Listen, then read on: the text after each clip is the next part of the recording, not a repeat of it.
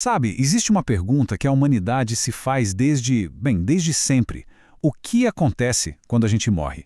É uma questão gigantesca, né? Hoje, vamos mergulhar fundo nisso, mas olhando para uma lente bem específica, a de uma lição de estudo bíblico que tenta desenhar um mapa daquele período misterioso entre a morte e o juízo final. A nossa fonte para essa análise de hoje é uma lição de estudo bíblico lá de 1998, feita para jovens e adultos. E é muito fascinante ver como um material específico como esse tenta organizar, sistematizar uma questão que é tão complexa. Vamos ver direitinho como eles constroem esse argumento.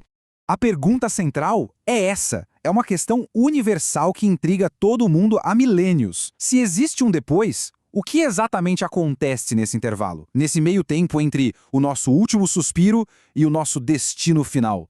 Ok, mas antes de definir o que rola depois da morte, essa lição primeiro constrói a base. Ou seja, por que se quer acreditar que existe algo depois? Ela se apoia em 4 argumentos principais para isso.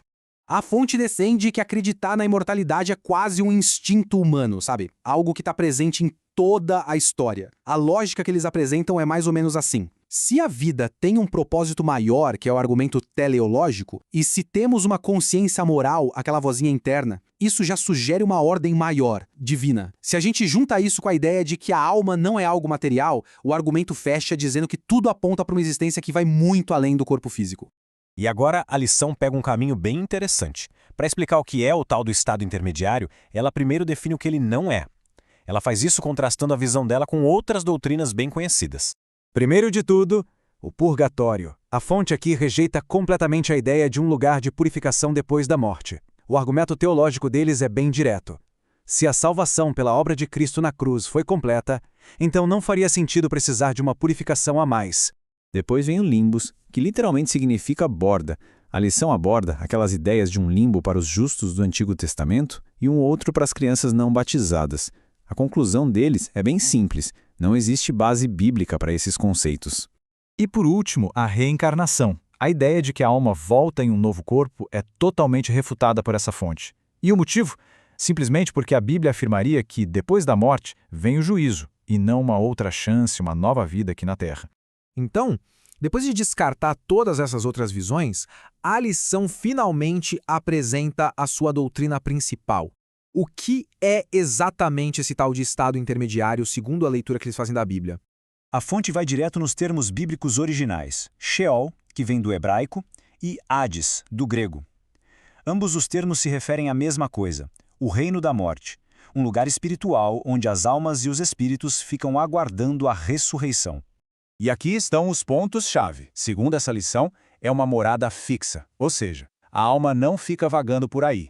É algo temporário, só até a ressurreição. E o mais fascinante, é um estado de consciência ativa, não um sono da alma. E a fonte é bem enfática num ponto: não existe comunicação nenhuma com o mundo dos vivos. Para ilustrar tudo isso, a lição foca em uma única e poderosa história, lá do Evangelho de Lucas. Essa parábola é, na verdade, a peça central de toda a argumentação deles. A história começa com a morte de 2 homens com vidas completamente opostas. Um mendigo, chamado Lázaro, e um homem muito rico. A fonte faz questão de destacar que os destinos deles, logo após a morte, são radicalmente diferentes. E é aqui que o ponto sobre a consciência fica claro. O rico está em tormento e totalmente ciente do que está acontecendo. Ele consegue ver Lázaro num lugar de conforto, o chamado seio de Abraão. Isso reforça a ideia de que os dois estão conscientes, mas bem separados. E esse é o ponto crucial. Um grande abismo separa os dois. A fonte usa essa imagem para deixar bem claro que as posições ali são fixas. A travessia é impossível. A condição de cada um no estado intermediário é definitiva até o dia da ressurreição. Mas calma. Essa ainda não é a imagem completa. A lição argumenta que um evento único na história, a crucificação de Cristo, mudou radicalmente a dinâmica desse estado intermediário.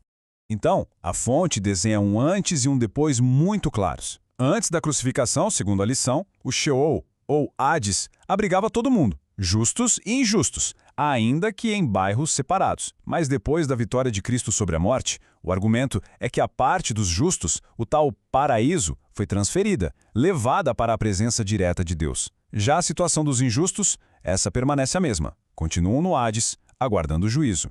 Certo. Mas qual é o propósito prático de toda essa teologia? A lição termina explicando por que essa doutrina seria tão importante para a vida de quem crê.